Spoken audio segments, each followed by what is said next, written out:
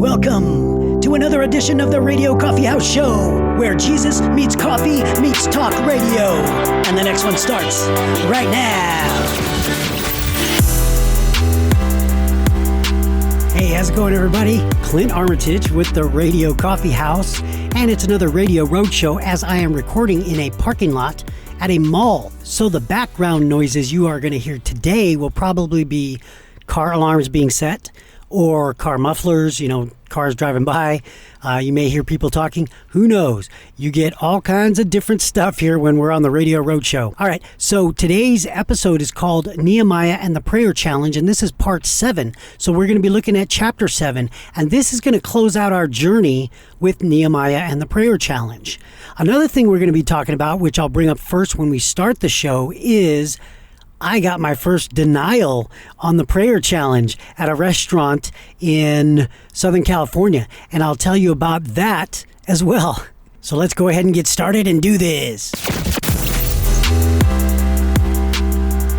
Okay, welcome back, everybody. My name is Clint Armitage. Like I said in the intro, this is the Radio Coffee House, and we're doing another Radio Road Show. Again, we'll be in a mall, so you'll be hearing some background noises, I am sure, during today's episode. So we're going to start off with my first denial on the prayer challenge. So I've done this prayer challenge, and if you haven't heard this, it started, in the first part of Nehemiah that we did several weeks ago now, where I do a prayer, or I ask a server at a restaurant if they need prayer when they bring out the food. I let them know that I pray before I eat, and if there's anything I could pray for them for, their family for, and all that. And, like I said, it hasn't been awkward at all. And actually, everybody has taken me up on that. And I have done dozens now. So a lot of them, but I got my first denial. And so it's interesting. Now, it wasn't like something that came up that was rude or, mean or anything like that. It was actually a little bit odd for me. So we're eating, me and one of my instructors at my business, we were eating before he had to fly out. I had to drive him to the airport, and we stopped at a seafood restaurant. Actually, it was on a pier, and we stopped in to have some food before I took him to the airport. And what happened was the lady that was our waitress came up, took our order and all that stuff, just like it normally does in every other restaurant that I try this in. And so she brought our food out. It was like our bread or something that started us off. She brought the bread out, and I began to ask her. I said, "Hey, just to let you know, I pray before I eat. Is there anything I can pray for you for, or your family for?" And when I said that, I looked and I saw these letters tattooed on her neck, YHVH. And I thought, Christian or something. And but that was what I kind of was led to believe just by those letters that were tattooed on her neck. And I thought, okay, well, I asked her, and let's see what she says. And then there was some other indications that she was a Christian by other tattoos and stuff like that. And she actually told me, no, thank you, but not mean or anything like that. She just said, "Oh no, I have everything I need. I totally have everything I need, so I don't need any prayer." And I said, "Okay, that's totally up to you." And then she, she left after the conversation and went off. And I actually still did pray for her. I just didn't pray for anything specific for her because she said she didn't need any prayer. Like I said, she seemed to be grounded in the Lord. It appeared that way, at least by kind of her speech and her, her tattoos and stuff like that, and the way she carried herself. But she did say no, which was interesting to me. But again, it wasn't anything where it was something mean or, "Hey, get out of here. I don't want you to do any of that for me." It was a total, "Oh, no, thank you. I have everything I need." And she sounded sincere, like she was grateful for the stuff that she had, and she was content. And she just said she didn't need any prayer. So I didn't pray for anything specific for her. I just prayed for her overall, just to lift her up to God and allow God to do whatever that he deemed appropriate for her in terms of her life. So that was the first denial I received ever during my prayer challenge, as I challenged myself to ask people for prayer at all these different restaurants all over the place. And again, she appeared to be a Christian, or at least a believer in God. So that was interesting. So anyways, that's that. And now let's get into the Nehemiah and the Prayer Challenge Part 7. So that's where we're at. Now we're in chapter 7, so I'm going to start there. Here we go. After the wall had been rebuilt, and I had set the doors in place, the gatekeepers and the singers and the Levites were appointed. I put in charge of Jerusalem my brother Hanani, along with Hananiah, the commander of the citadel, because he was a man of integrity and feared God more than most men do. All right, so I'm going to stop right there and talk about that. That's the end of verse 2 here. So here is, out of the 3 subsets in the leadership model that I'm going to go over today, the first is having an exit plan or a legacy plan with your ministry, your business, your project. If the Lord wants it to be an ongoing thing, then eventually there should be some type of exit plan, right? And so Nehemiah is doing this now. So that's one of the subsets of the leadership model that I'm going to be talking about. The first is the exit plan. And that's what we're starting to see. What did Nehemiah do right here in the first couple of verses that we talked about? He said this in verse 2, he says, I put in charge of Jerusalem my brother Hanani, along with Hananiah, the commander of the citadel, because he was a man of integrity and feared God more than most men do. So there's a couple things. First, Nehemiah is releasing his leadership responsibilities over Jerusalem. He said he's giving it away, and what is he doing? He's giving it to people he trusts, but more than that, he's giving it to people that have certain qualities, okay? And one of the qualities we're going to talk about here is the qualities that Hananiah, that's listed for Hananiah, the commander of the citadel. It says this, he was a man of integrity and feared God than most men do. So what we see is Nehemiah is recognizing who should be in leadership positions to take over for him.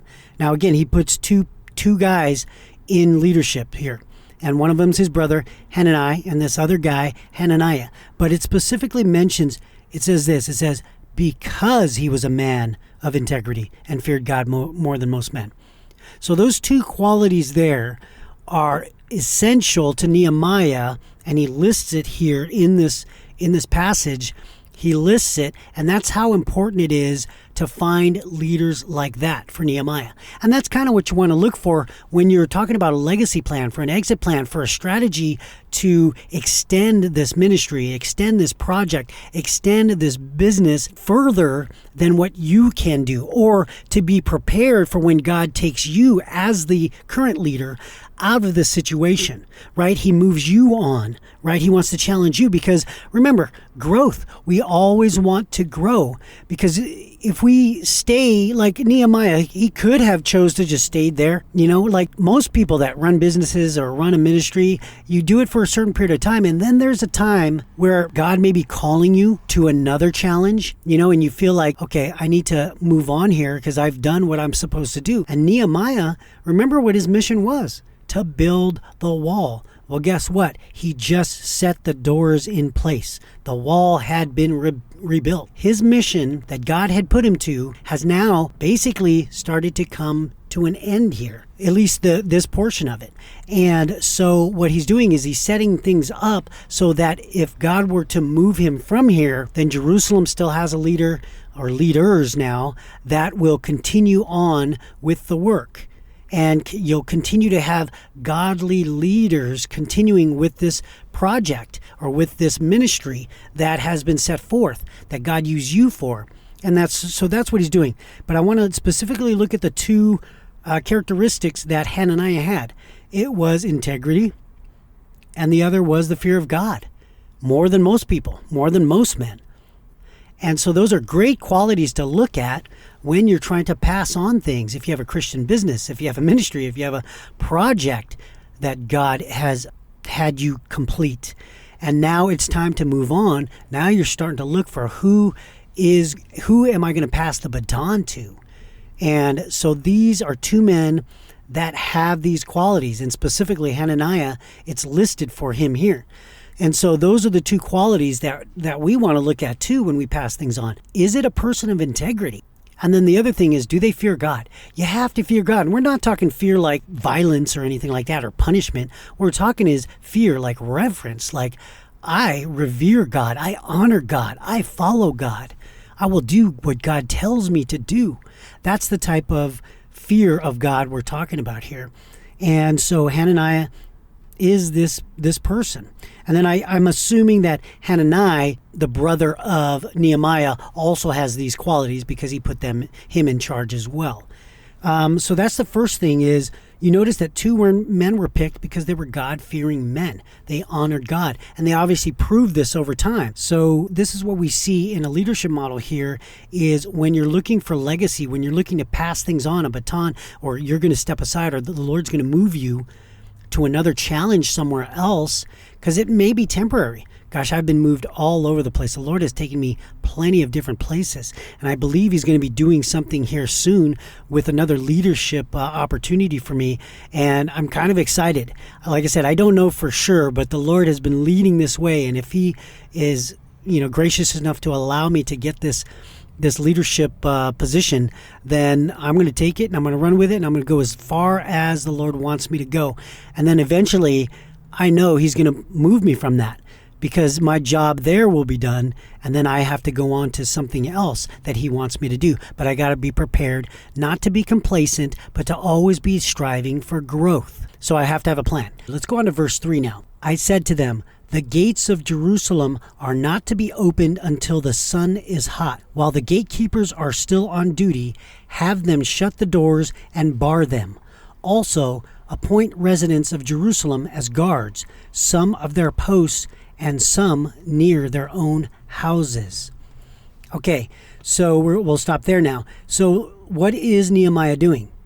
Okay, the wall has been built. The gates have been set in place. And now he's saying, all right, they're not to be opened until the sun is hot. So what is that saying? That's saying when it starts to cool down and get dark, the gates need to be shut and locked and kept closed. And while they're doing this, what's happening is he's trying to protect what has been built. That's what that's what the wall was built for, was to protect the town, the city of Jerusalem. And in order to do that, you have to lock it up, you have to close it up, and you have to have guards.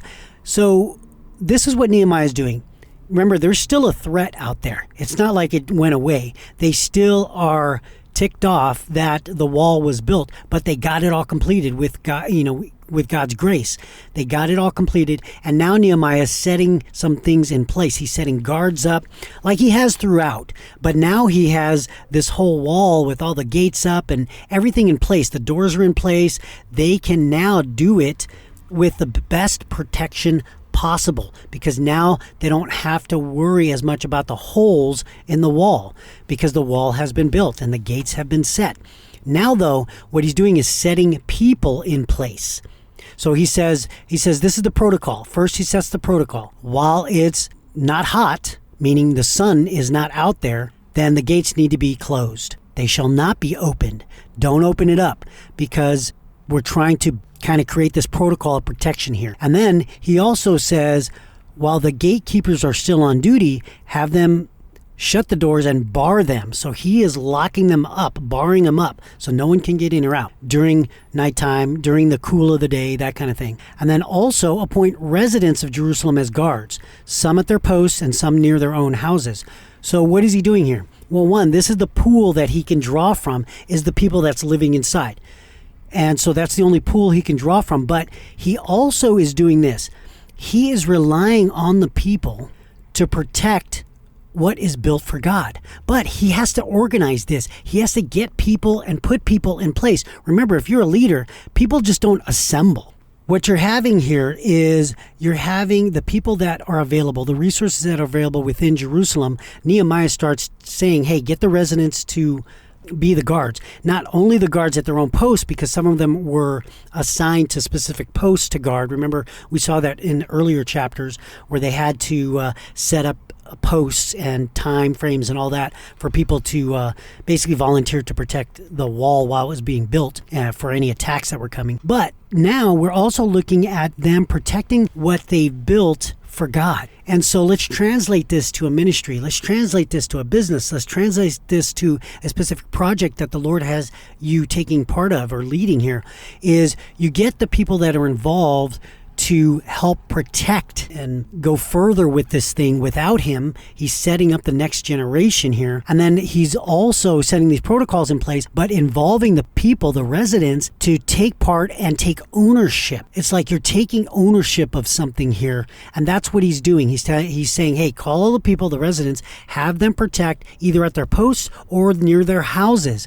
So what are you doing? You're protecting your area. If you're one of these residents, your job is to guard your specific area. And if everybody does that, then the whole town or the whole city will be guarded all along the wall, because all of the posts and the houses are going to be covered, right? And so this whole project is going to be protected, and there's some ownership to that. If you think about it, I used to say this in my classes. I say, we've got to own things. We've got to show up. We've got to give all our effort, and we have to take ownership of the problems as well, the issues as well, all the holes in our business, in our ministry, in our system. We have to take ownership. We can't just distance ourselves from the problem, because if we do that, the problem never gets solved. So we have to, as a team here, we have to step up and take ownership of it. If we do, the problems will get solved, and that's what will happen. It's like renting a rental car, right? You drive it cross country and you bring it back. Do you do an oil change during that time? Because it's a lot of miles. Do you do car washes? Do you, vacuum it out? Could be, but most of the time, or most likely, you don't. You rent the car, you do whatever you need to do with it, and then you turn it in the way that it kind of ends up. I'm sure you pick up some trash out of it, but you don't wash it fully or get it detailed or do an oil change on it. And the reason is because it's a rental car. It's not yours. But if you drove your car that you own across country, if you drove that car across country, you will give it oil changes. You will wash it, detail it, whatever you need to do to keep it running well and smooth, because it's yours. You own it. So there's a difference between ownership and non-ownership. So what we're doing here, or what Nehemiah is doing here, is finding people to go and telling them, hey, this is the protocol. You need to protect around your area, which is going to protect this whole city when we all do it together. And then there's some ownership to it. Okay, so let's finish off that rest of that passage here. So he said to also appoint the residents, the guards, and their posts, and their own houses. Okay, let's move on to verse 4. Now the city was large and spacious, but there were few people in it, and the houses had not yet been rebuilt. So my God put it in my heart to assemble the nobles, the officials, and the common people for registration by families. I found the genealogical record of those who had been first in return. This is what I found written there. These are the people of the province who came up from the captivity of the exiles whom Nebuchadnezzar, king of Babylon, had taken captive. They returned to Jerusalem and Judah, each to his own town, in company with Zerubbabel, Jeshua, Nehemiah, Azariah, Ramiah, Nahamani, Mordecai, Bilshan, Mispereth, Bigvai, Nehum, and Baana. Okay, so we'll stop there, because what's coming next is a whole list of names. But what we see is Nehemiah now is going through the records, because there's not a lot of people within Jerusalem, right? Because they all haven't really came back yet. Because that's what is eventually going to happen. Eventually, all the Jews are going to be called back to the homeland in Jerusalem there. Well, they're not all there yet. And so what's happening is Nehemiah is taking a record, because he wants to see how many of these people, how many records do we have of these people? Because there's a couple of things that's got to happen here. One is, not only do you have to figure out if you're citizenship, if you are originally from Jerusalem and Jewish, just to be counted, but the other reason is because they got to figure out, who's there. And then the other reason is they got to figure out the genealogy, because then they have to assign the land, right? Because certain people owned certain pieces of land, and so it has to be given back to their tribe, back to their families. And the only way you're going to do that is to have a genealogical record that can prove what tribe you're from, what family you're from, so that you can claim specific land that is assigned to you or has been assigned to you since way back when. And so there's this whole list after verse 7. It's listed all the way until, so it goes to 63, and it lists all the descendants and all the people that is on record, okay? And for all different families and where they're from and their record, okay? So we're not going to read through all that, but what that is talking about is the citizenship and the ownership. Remember, I said in the beginning, one of the subsets is going to be citizenship, which kind of translates to ownership. And so the first leadership thing is being able to have an exit plan and pass this on to some people you trust, that you know that the Lord will bless to take this on, right? Then the other thing is citizenship or ownership of it.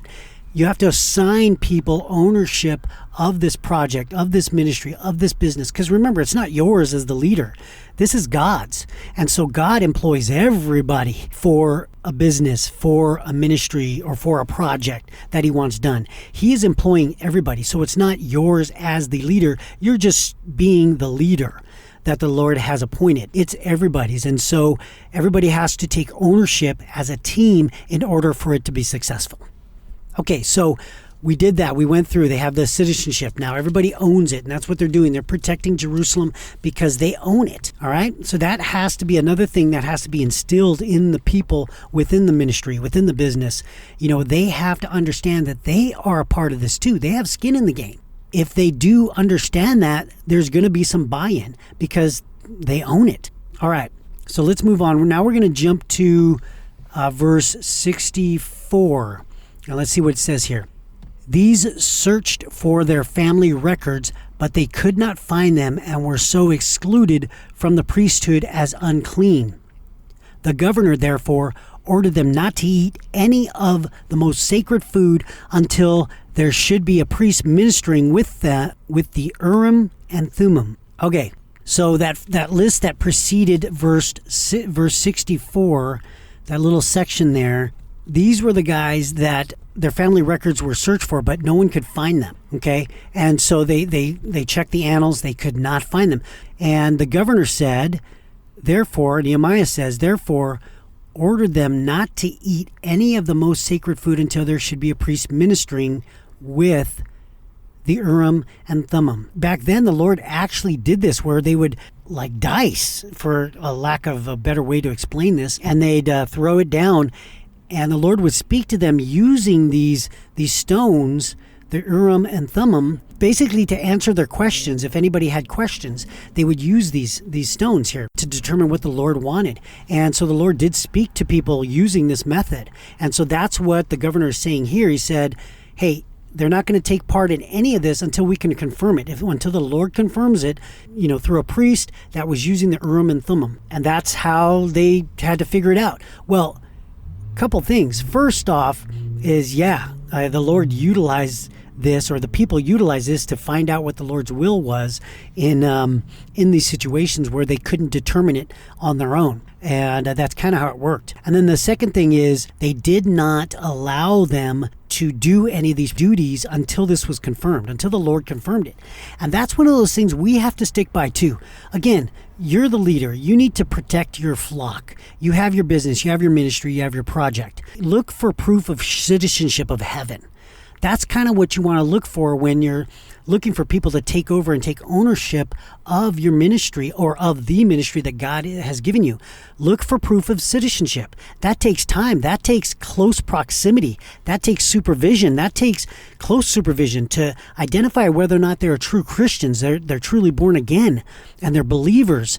Those are the ones that can be trusted once you have confirmed all this. And that's kind of what's happening here. They're trying to confirm that they are of the correct families, and they couldn't do it by the earthly records, so they had to go to God with this question. And if you need to do that and find that out, then you go to God too before you pass on the ownership to someone else, to other people. You have to look to find proof of citizenship. Make sure they're born again believers, because again, you're passing on this legacy and you don't want it to die out because you don't have godly people involved. I mean, look at all these major universities, these Ivy League schools were actually Christian schools. They started off as Christian schools. Now that doesn't even come up. And then you see what happens. They hire people that are not believers to run the place, and then now they're not following Christ. And so that's what we see. But you go look at all these schools, look at all these Ivy League schools, and find out how many of these were actually Christian schools when they started. They were schools that the original founders built on the basis of the Bible and Christianity. You'll be surprised how many of them are of that. And then look at them now, and they're doing things that are against God. It's amazing. So once you give over ownership to people that aren't believers, that don't show proof of citizenship, and you give them ownership, then that ministry, that project, and business, they're going to go a different way. Why? Because they're not being led by God. All right, let's finish off this final section here, all the way until we get to chapter 8 here. It's finishing up here. Okay, verse 66. The whole company numbered 42,360, besides their 7,337 men servants and maid servants, and they also had 245 men and women singers. There were 736 horses, 245 mules, 435 camels, and 6,720 donkeys. Man, they took a list of not only the people, the men servants, maid servants, but they also looked at horses, mules, camels, and donkeys, and they recorded all that. And that's the whole company. Okay, that's everybody there. So 42,360 besides the men servants and maid servants. So you're looking at about 50,000 plus people there. Okay, verse 70. Some of the heads of the families contributed to the work. This is where we're going to get into the final subset, the third subset of the leadership model that I had brought up earlier. Okay, we already heard the first two, which is an exit plan, a legacy plan. Then the second one was ownership and citizenship. And then the final one is actually stewardship. Okay, so let me start at verse 70 again. Some of the heads of the families contributed to the work. The governor gave to the treasury 1,000 drachmas of gold, 50 bowls, and 530 garments for priests. Some of the heads of the families gave to the treasury for the work 20,000 drachmas of gold and 2,200 minas of silver. The total given by the rest of the people was 20,000 drachmas of gold, 2,000 minas of silver, and 67 garments for priests. The priests, the Levites, the gatekeepers, the singers, and the temple servants, along with certain of the people and the rest of the Israelites, settled in their own towns. So that's the end of chapter 7. But that last section there is dealing with stewardship. And we're going to look at specifically, the governor here, it says some of the heads of the families contributed to the work. So these are the head people of these families. And then it also says that the governor gave to the treasury 1,000 drachmas. It's like 19.5 pounds of gold. So what we're seeing here is the governor, Nehemiah, giving a ton of gold to the ministry, to the project, the wall, to contribute to the work, to keep it going. He invests in it financially. And that's another leadership, model or quality that we want to look for. You lead by example, especially in financial giving, in generosity. That's one way that people will know you're a Christian. That's actually a major way, because we know that most people have a hard time giving away what? Money. Money is a difficult thing. Finances, time is one thing, but you can measure a person's love for God by where their treasure is. That's where your heart will be, is where your treasure is. That's how we can determine, where do you spend all your time? What do you think about a lot? What do you, put your effort in? And you go into someone's debit statement or their bank statement and take a look. You'll find out what they are attracted to, what they love. If you see a bunch of places on there that is, restaurants and eateries and all this stuff, just continuous, then you know that they love food and they love eating out. If you see a whole bunch of purchases from coffee shops and Starbucks and all these, different coffee places, then you know this person loves coffee, or at least is attracted to coffee, whether it be by addiction or not. It doesn't matter. It's the fact is that they're putting their money where their heart is. And so a leader leading by example, especially in financial giving, is one of the ways that you could really, really lead in a place where people don't like to, right? Because this is a difficult thing. Why? Because money means so much in this world. But where do we put it? Do we put God over money? I hope so. That's what we want to do. But yeah, if you can take a look at your bank statement, see where all your purchases are. Is there anything going to God's ministry? Is there anything going to the local church? Is there anything going to anything the Lord has asked you to do? Like, where is that money going? Or even with your time and talents. The prayer challenge is a thing. If you are giving your time to other people and offering to pray for them, then it shows that you actually are leading by example in prayer, in giving of your time and your talents and your connection to God, and then maybe leading someone else to God through that. So there's a lot of things that we can glean from here with these three subsets of the leadership model from Nehemiah. Again, have an exit plan, have a legacy plan if the Lord is going to move you from that. And if the Lord wants you to grow, that's one of the things that will eventually happen. You will have to move from it because God's going to give you some more challenges if you're looking to be challenged and looking to grow in God. Then the other thing is ownership, citizenship. Are you a citizen of heaven? Are you a citizen of God? Do you own what happens to God's ministry? Do you own what happens to God's church? You should, if you are a believer. You should take ownership, because that's the only way you're going to get involved, is by actually believing that you own part of this, that you own part of heaven, and that you are responsible for making sure that the people that the Lord wants to call, because he says that he doesn't want anyone to perish. So that's a call on us. If we are owning heaven, if we are owning a part of heaven, we need to start giving it out so that other people can own a part of heaven. And then finally, stewardship. We give, and especially in finances, we give as the Lord leads, but we give because we want to express how much we love the Lord, not to show off. That's why it says we don't give in front of people. Your left hand should not know what your right hand is doing. What does that mean? That means that we're not trying to show people what we're doing. God knows what we're doing. He knows our heart. So you don't have to do it out in the open. You can do good deeds and let people see it so that they praise the Lord, like in Matthew 5, but you don't have to do it for your praise. If you do it for your praise, then we're doing it wrong, because we're a citizen of heaven. So we have to get people to see heaven, to see God, to see how the Lord is working, not ourselves. And one of the ways we can do that is by financial giving.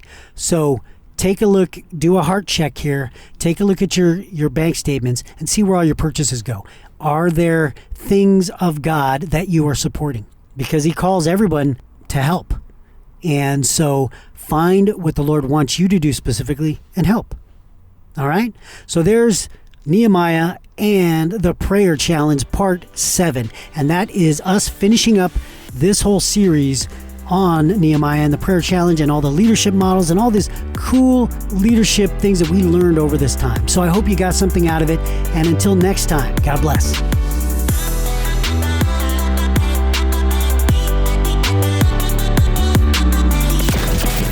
Thanks for joining us for another episode of the Radio Coffee House Show, where we're all about Jesus, coffee, and radio. We'll see you next time.